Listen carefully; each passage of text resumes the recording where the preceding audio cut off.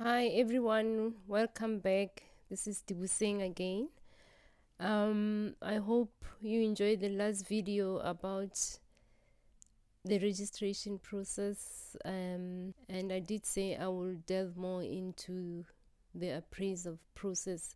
I think you need to think about the appraisal process earlier on, so that when you are working, you are thinking of already implementing some of the things that are required in the appraisal process. So basically there are several domains, about 9 to 10 domain of the appraisal process. Everyone in the country goes through the same process. The first domain is the scope of work.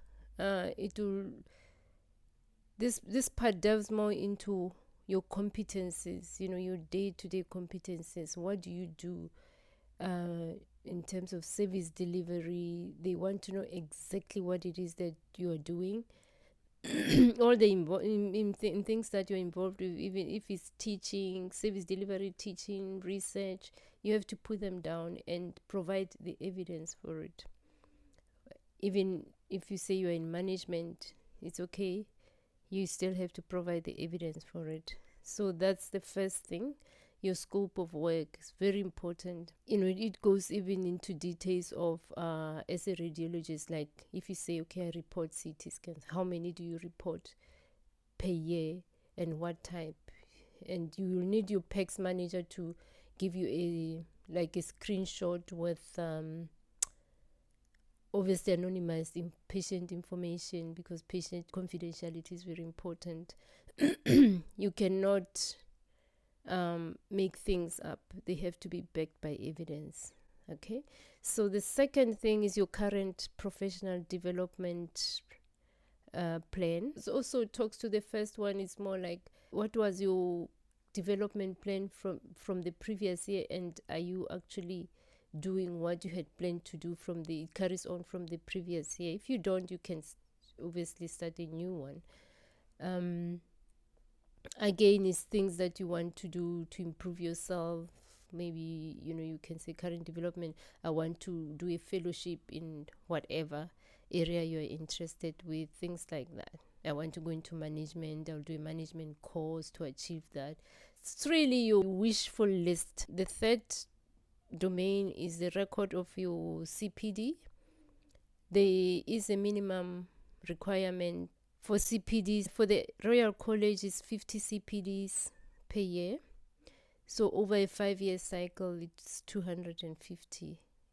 But the CPD have to be mixed. It can't all be just your specialty. You have to mix it with it's good when it's mixed with other things. Anyway, you can look that up, of what types of CPD you can do. The fourth domain is quality improvement. This is where you have to prove that you have been involved in things like audit for the purpose of quality improvement. They also like you to pick up few cases and do a reflective statement. So maybe cases that you found challenging, or maybe cases that you didn't perform so well and you've learned from your mistakes. So you write it out. There are self-reflection forms on the GMC, and on the Royal Colleges have them, where you can fill out a self-reflective form. They want at least maybe minimum of 3 cases per year for self-reflection. Then there's peer-to-peer assessment, where your peers can pick up any cases that you reported and assess you on that. So those are some of the things you can do for quality improvement. Then there's the Royal College of Radiologists has got something called RIM, like real events of learning, where it's more like a discrepancy. Some of the cases that perhaps were not managed so well, or the things were missed or misinterpreted, and they had effect on patient management. And then remember, there are degrees of discrepancies. Obviously, some discrepancies are extreme, and they are called like a serious incidents. So they will ask you at your appraisal, have you been involved in a serious incident, like, where things were so bad that the patient management outcome was really bad because of your actions. Then there are some of the events called never events. You don't want to get involved in a never event because it's a never event.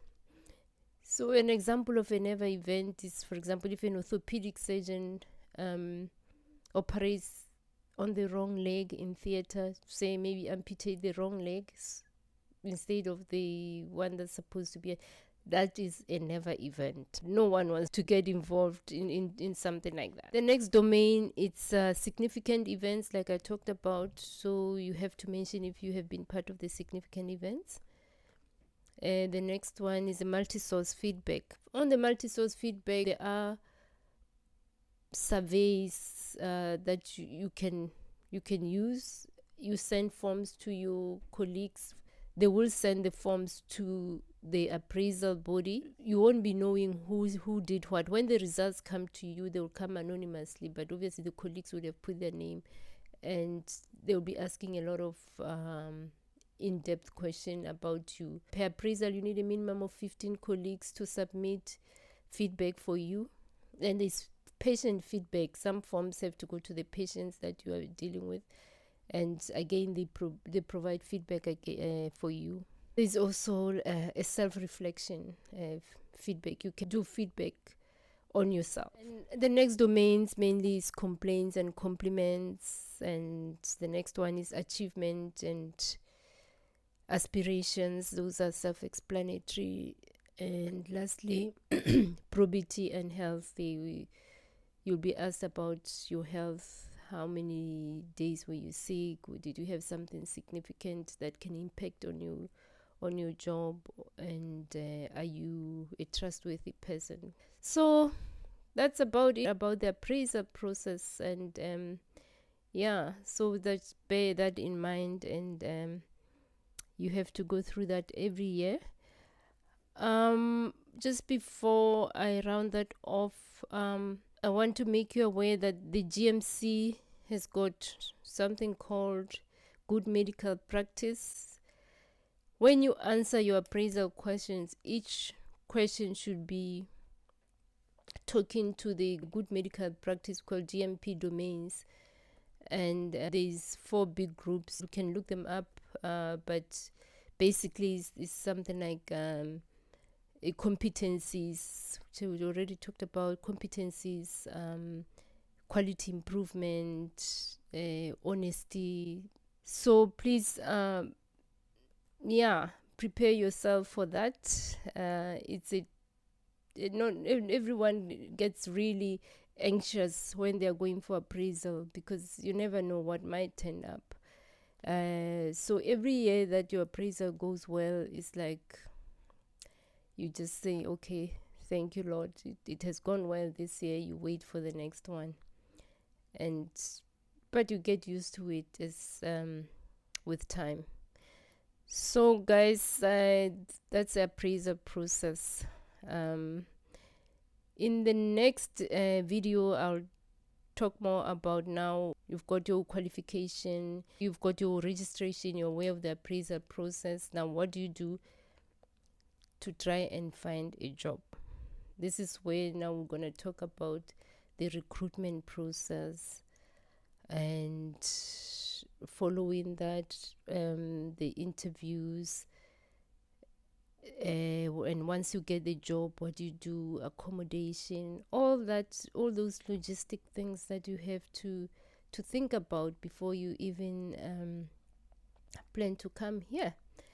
So I hope you like this video, and please subscribe and like as usual. Thank you for watching. Goodbye.